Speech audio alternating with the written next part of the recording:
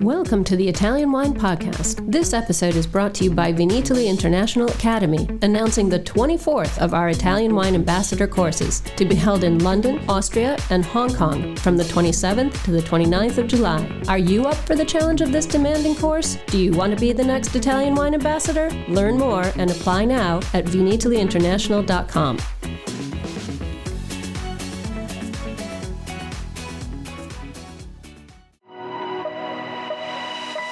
Welcome to Jumbo Shrimp Wine Study Maps. We have specially created this free content for all our listeners who are studying for wine exams. This has been a journey of development since Stevie Kim discovered Rosie Baker's hand-drawn maps on Instagram through 2 years of work by our in-house editorial and graphics team, and now the maps are available to purchase in beta form while they undergo the final proofing and editing by our expert advisory board. It's a 3-layered project because we know everyone learns differently. We now offer the complete box set of 39 maps, this series of podcasts with the maps narrated by our crack team of wine educators, and finally, the study guide book, which will be published later this year. Our map project is in no way a substitute for the material set out by other educational organizations, but we hope all the wine students out there will find our map project a new, exciting, and useful tool for learning. For more information and to buy the maps, please visit our website at mamajumboshrimp.com. I'm Gill Gordon-Smith, and this is the Jumbo Shrimp Guide to Wine Study Maps. And today we're covering Australia. Diverse climates, elevations and soil types heavily influence the 65 different legally protected wine regions of Australia, and regionality is the cornerstone of the Australian wine community. Australia is divided into 6 states and 2 territories: New South Wales, Victoria, Queensland, Tasmania, South Australia, Western Australia, Australian Capital Territory, which is home to Canberra, our capital city, and also the Northern Territory. Viticulturally, vineyards in Australia are grouped into geographical indications, or GI, and these make up the wine regions. The GI system is really similar to the naming system used in Europe. It's recognised by international law and it's designed to protect the use of regional names. Geographical indications are the names of Australian wine-producing areas, and they're broken down into zones, regions and sub-regions. So a zone is a large area without any particular qualifying attributes. They can either be states, such as South Australia, or cover several states, such as that large area of southeastern Australia that basically goes from Queensland right until the border of Western Australia. Zones can also make up part of a state. With the possible exception of Barossa, these zones are rarely seen on labels. There are 65 wine regions in Australia, and a region is an internationally protected and it's also defined as a single tract of land that usually produces at least 500 tonnes of wine grapes in a year and comprises at least 5 independently owned vineyards of at least 5 hectares each. The area of land must be discrete and homogeneous in its grape growing attributes. Regions such as Coonawarra, Clare Valley and Margaret River can vary in size and are much smaller than zones. Many regions are further split into sub-regions if there are notable areas in those particular regions that have distinct and unique qualities. Although a sub-region must fall within one region, some regions are covered by several zones. For example, Eden Valley is a region within the Barossa zone, which is within the zone of South Australia, which in turn is within Southeastern Australia zone.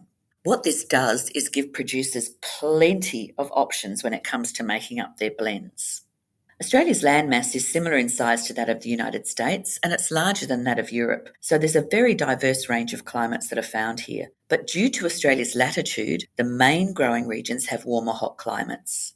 Now, many of these regions are tempered by their proximity to either the Southern or Indian Ocean or the Murray River system. Others, such as Adelaide Hills and Eden Valley, are cooled by altitude. Rainfall is a big issue in Australia, and in many regions it's low and irrigation is essential.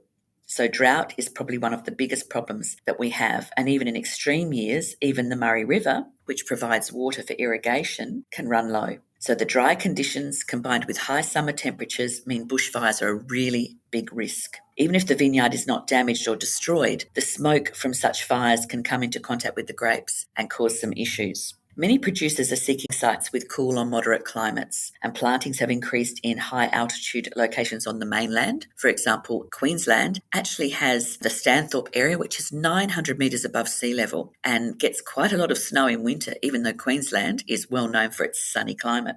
Tasmania is probably one of the more up-and-coming regions in Australia now because it has a southerly latitude and provides much more cooler climate opportunities. Chardonnay is the most widely planted white grape in Australia, and it's planted widely throughout the vineyard regions, and it's made in a wide range of styles. Australian Chardonnay is often a blend of fruit from different regions and produced unoaked to give peachy, fruity characters to the wine. And then at the other end of the spectrum, we have very high quality Chardonnays, which are aged in oak, and they come from the cooler regions, such as the Adelaide Hills, Mornington Peninsula and Yarra Valley. Thank you for listening to Italian Wine Podcast. We know there are many of you listening out there, so we just want to interrupt for a small ask. Italian Wine Podcast is in the running for an award, the Best Podcast Listening Platform, through the Podcast Awards, the People's Choice. Listener nominations is from July 1st to the 31st, and we would really appreciate your vote. We are hoping our listeners will come through for us, so if you have a second and could do this small thing for us, just head to ItalianWinePodcast.com from July 1st to the 31st and click the link. We thank you, and back to the show. Even warm regions such as Margaret River produce some beautifully balanced Chardonnay from specific clones that have grown there for years. The main red grapes in Australia would be Shiraz, Cabernet, and also Grenache. McLaren Vale has a climate and a feel that's very close to Mediterranean wine regions. And here, not only Shiraz, but lately southern Italian grape varieties are excelling. Nero d'Avola and Vermentino, for example. The region's shaping up for many varieties, including Fiano, Tempranillo, Sangiovese, and of course, we have superb old vine Grenache, some of the oldest in the world, grown on its own roots. The Riverland is home to many different grape varieties, including Fiano, Montepulciano, Zabibbo, Durif, Nero d'Avola, Lagrange, Carmenere. It's a warm region and it's working towards further diversity, and the use of Mediterranean varieties, really well known for their low consumption of water, is making a difference here. The Adelaide Hills is home to Australia's largest concentration of Gruner Veltliner plantings, and the region is showing that it has more personality than the Chardonnay and Pinot Noir for which it is most known. It's also planting Sauvignon, Montepulciano, Arnese, Nebbiolo and Sangiovese. Western Australia, especially Margaret River, is known for the Bordeaux-style blends and also Sauvignon Blanc and Semillon blends. If you go a little bit further down to the Great Southern, you'll find awesome Cabernet Sauvignon, Shiraz and Riesling grown here. If we move along the coast, past South Australia to Victoria, you'll find Victoria's wine-producing areas such as Yarra Valley for Pinot Noir and Sparkling, Mornington Peninsula with Pinot Noir and Chardonnay, Geelong and Heathcote that produce fantastic examples of these wines. The Goulburn Valley is really well known for its outstanding Marsanne and also for some of the oldest Shiraz vines in Australia. Tasmania has very, very varied soils, and there are 3 hours separating the north and south of the region. And we have lots of different soil types here, which enable this cool climate region with varying aspects to produce delicate, pure, floral, green apple and citrus character Rieslings, as well as some fantastic Pinot Grigio and also some fantastic Pinot Noir coming out of Tasmania. The diversity of soils and climates within Australia are allowing Australian winemakers to produce very different examples of Shiraz, allowing them to produce very different examples of many other cultivars. New varieties planted in the last 2 decades are joined by a host of older established varieties that sit alongside more mainstream grapes and wine styles. Increasingly, these emerging grape varieties are being considered alongside concerns about climate change and suitability of varieties for Australia's warmer climates, our drier growing seasons, and our food culture. The imagination of Australian winemakers and the curiosity of Australian grape growers mean that many southern Mediterranean varieties have been very successful, and plantings of emerging varieties are increasing, with the diversity of styles sending a new message about Australian wine globally. New South Wales has the longest history of wine production in Australia, and in fact, grapevines came from the First Fleet in 1788 into New South Wales. The main region here is the Hunter Valley, which is very hot. However, the regions of Mudgee, Orange and Cowra offer wine producers slightly cooler conditions. The vineyards are planted at altitude and are capable of producing some very concentrated Chardonnays and structured Cabernet Sauvignons. The Hunter Valley is well known across the world for a particular type of Semillon, which is unoaked and ages absolutely amazingly. The wines are light-bodied with low alcohol, high acidity and flavours that are very neutral to start with, but evolve into a complex spectrum of toast, honey and nut flavours with bottle age. Thanks for listening to this episode of Italian Wine Podcast, brought to you by Vinitaly Academy, home of the gold standard of Italian wine education.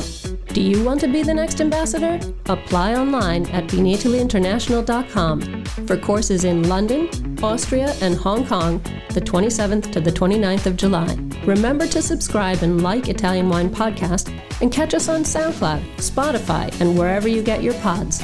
You can also find our entire back catalog of episodes at ItalianWinePodcast.com.